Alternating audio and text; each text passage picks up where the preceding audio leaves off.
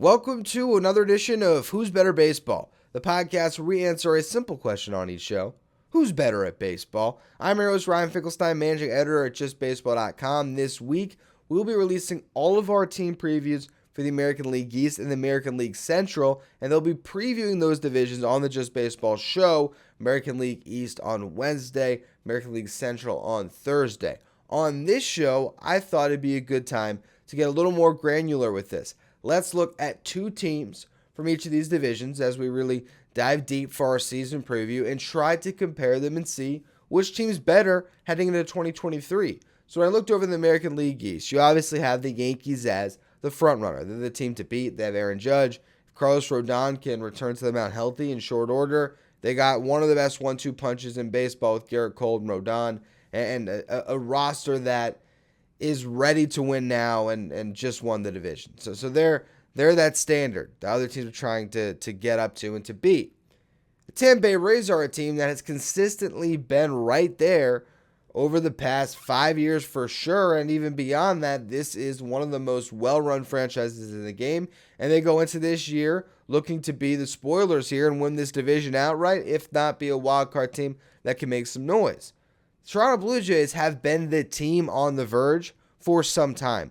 That team that is supposed to be the next team in this division, the next juggernaut. They got all the young talent that came up. You have Bo Bichette and Vladdy, and that's the lineup that's supposed to produce. They got some great aces at the top of that rotation. They're supposed to be able to win this division. And then the other two teams in the division I think are comparable as who is worse, as much as who's better. The Baltimore Orioles, they're a team on the up and up here, a team that's rising after a rebuild, and with Adley Rutschman and Gunnar Henderson, they might just go out this year, especially if Grayson Rodriguez can headline that rotation, and be a real force in this division that probably won't win it, but can certainly make these teams work more than they had in years past. And like we saw last year, them making that leap to be a winning team, they're a wild card potential. The Boston Red Sox have put together this team of veterans where they want to still compete. They might not have the roster to do it, but they tried this offseason despite losing Xander Bogaerts to make some improvements and still make a run at it. But they're, to me, the other team that's in maybe that third tier. You have the Yankees, who are in that clear-cut top tier. You have the Rays and the Blue Jays, who are trying to be included in that top tier. They're in the middle. And then you had the bottom tier of the Orioles and the Red Sox. So this brings me to the conversation for today's show. Who's better, the Rays or the Blue Jays? I think a great place to start here is with the starting rotations, because we just ranked these in my top 10 rotations in baseball that we released last week. And I did have the Blue Jays ahead of the Rays, but I also think that the top outcome for the Rays might be better than what you're getting with the Blue Jays. First off, you have three pitchers that pitched to a sub-3 ERA last year in this rotation over 100 innings. Shane McClanahan, who's a bona fide ace and the guy that can go out and contend for Cy Youngs as soon as right now. He pitched to a 2.54 ERA last year. You have Drew Rasmussen, who also shockingly went up and posted an unbelievable season.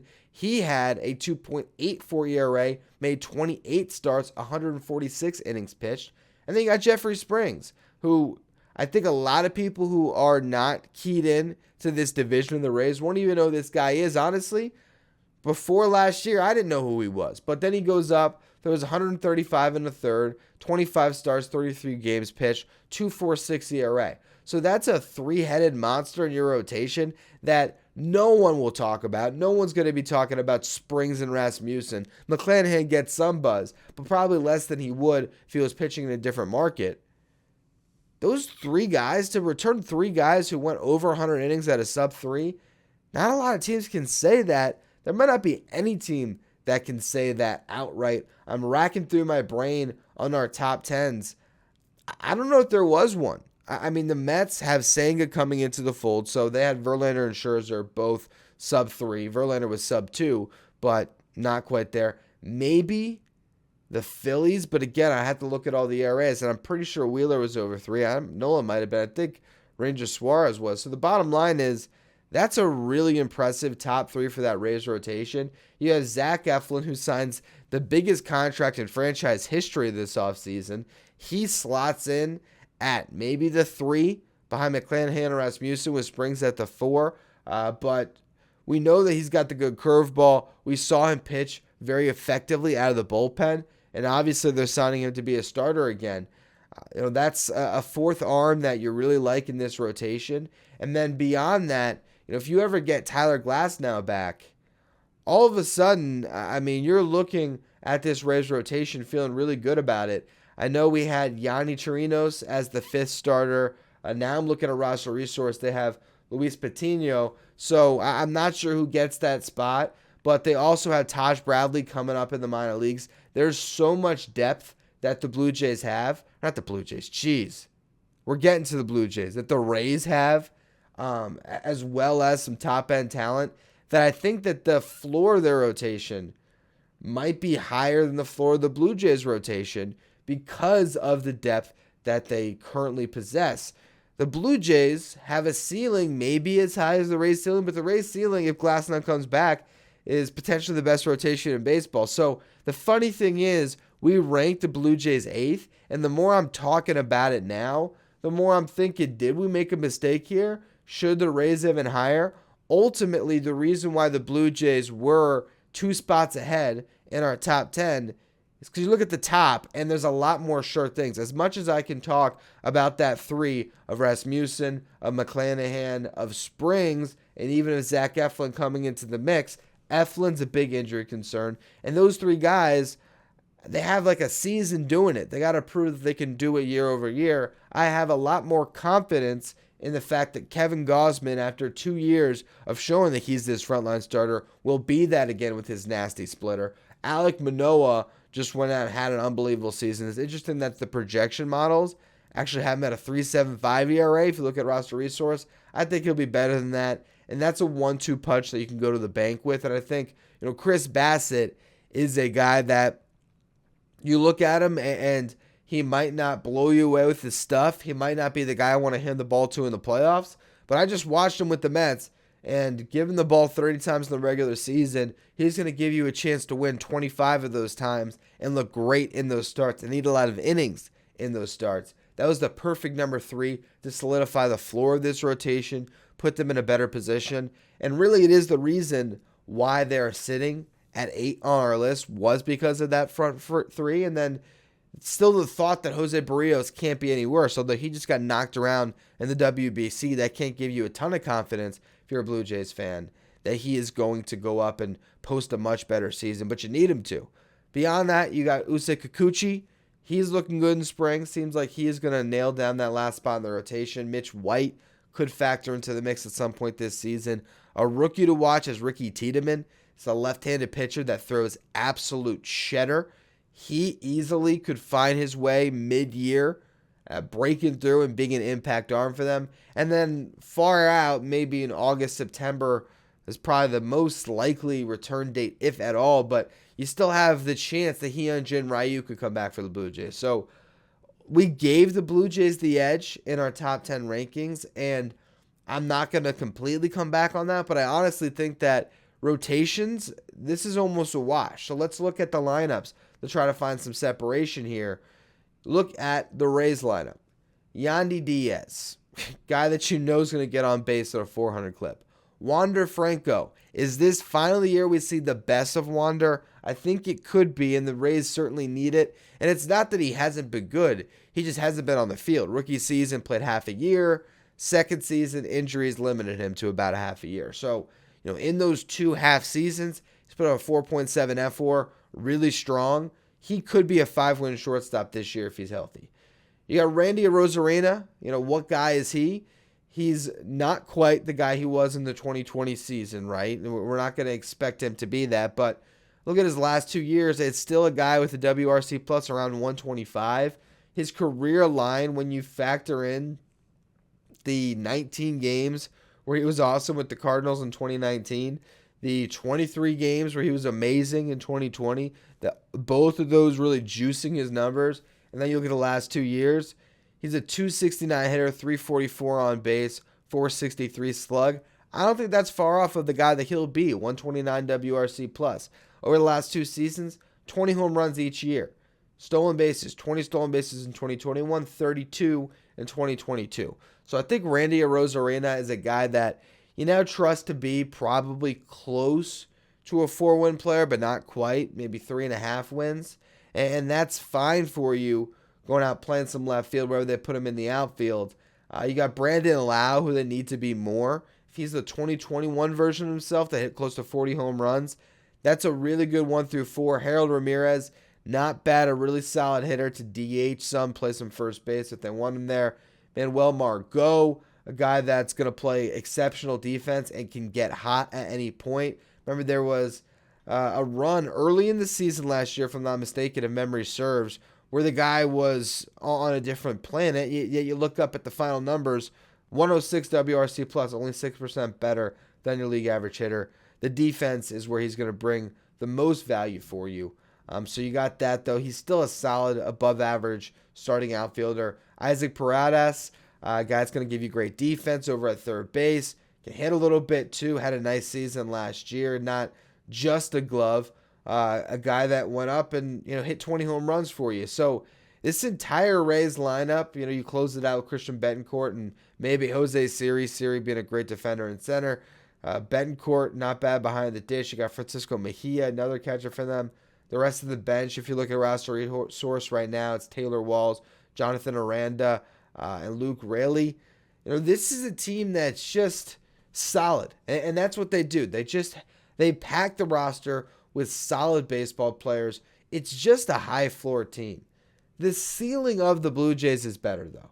When we look at the starting lineups, this is where I see some separation because George Springer, Bo Bichette, Vladimir Guerrero Jr., Alejandro Kirk, Dalton Varsho, Matt Chapman, like that front six, you're looking at Springer, who can be a 5-win player if he's healthy. Bo Bichette, if he can figure it out at least a little bit with the glove, he has a chance to be in that range as well. Vladdy, he could be an MVP if he's right. He put up MVP numbers in 2021, and even in a down year, he put up big numbers last season. Alejandro Kirk is a top 5 catcher in baseball. Dalton Varsho gives you a great defender with some juice and some speed, a 5-tool type player that you can plug into the outfield. The defense is going to play up even more in left, but there's a chance if Kevin Kiermaier gets hurt, they can slide him back to center. The outfield defense with Springer, Kiermaier, and Varsho, it's 3 center fielders really out there.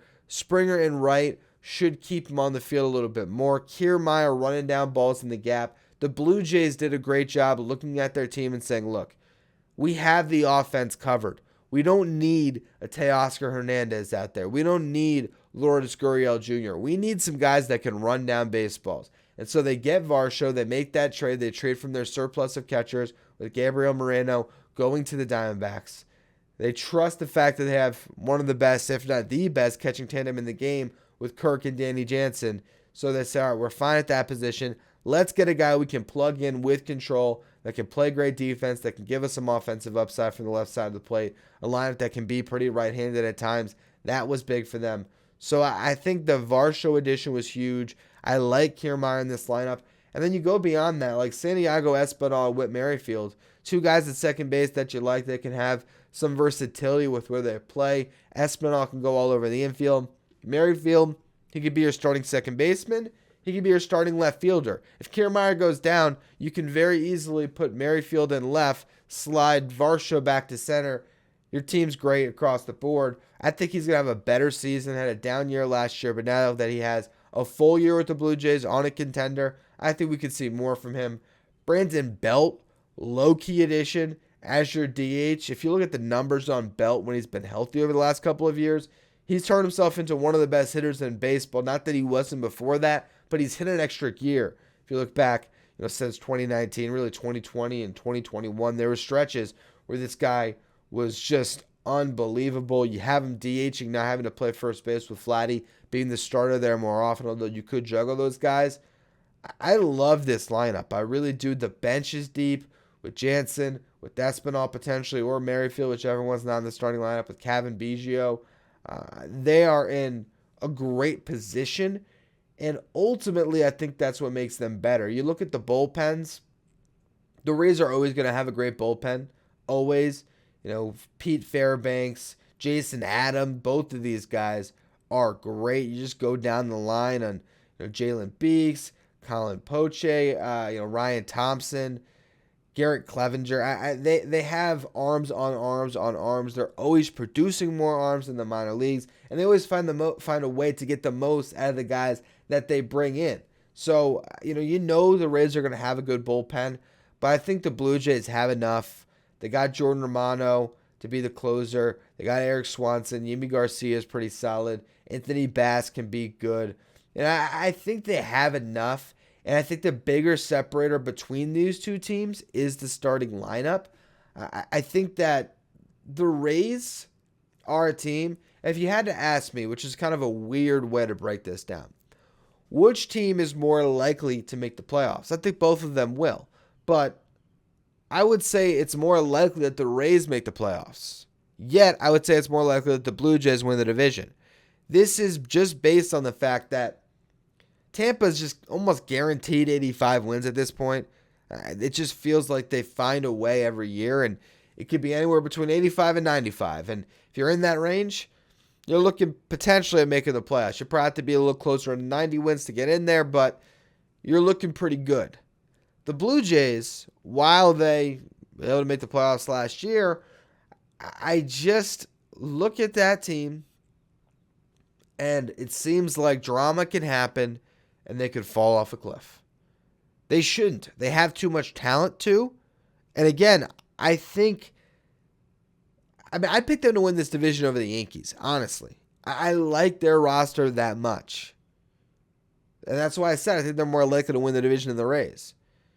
But for some reason, there's still part of me that thinks the floor can drop out on the Blue Jays in a way that it won't with the Tampa Bay Rays. These are two teams that should make the playoffs. I think the only interesting thing about it is, can some of the other teams, the Red Sox or the Orioles, can one of those teams shock us and find their way into the postseason? Because if either of them can, it's likely because one of these two teams slips off. I'd be pretty surprised if the Yankees miss the playoffs entirely. As much as I'd also be surprised if either of these two teams, the Rays or the Blue Jays, did. But the Yankees feel like a sure bet to make it into October. And I don't think you're going to have 4 teams make the playoffs from this division. So if the Orioles decide that this is their year, right? And Grayson Rodriguez is the rookie of the year, and Gunnar Henderson is right there with them, and Adley Rutschman continues to be, on this trajectory to become the best catcher in baseball, and they just end up putting it all together, and they win 94 games with their great bullpen anchoring a team that just doesn't have enough pitching, you would think, to make it through. One of these other two teams has to fall off, either the Rays or the Blue Jays. And that's what makes this division so interesting. Make sure you watch the full divisional preview on the Just Baseball Show on Wednesday. So we're going to break this down. Think I'm going to get at some point, don't know if it's this week, I want to get Peter Apple and Colby Olson on to discuss Orioles versus Red Sox, who's better there. So I think that's a fascinating conversation. For now, though, looking at this specific comparison, Blue Jays, Rays, I think the Blue Jays are better, but I have more faith that the Rays will at least be good this year. Whereas the Blue Jays, as much as I believe in them, they have given me reason to doubt over the last couple of years where you're just like, what's going on in Toronto? Maybe this is the year that the Blue Jays are officially the team. They take this division and they become a scary playoff team. We'll just have to wait and see. Thank you for watching the show today. Make sure you follow, rate, and review wherever you get your podcast. Make sure you're subscribing on YouTube. Make sure you follow me at Finkelstein Ryan on Twitter. And check out all of the great work we have coming for you over at justbaseball.com.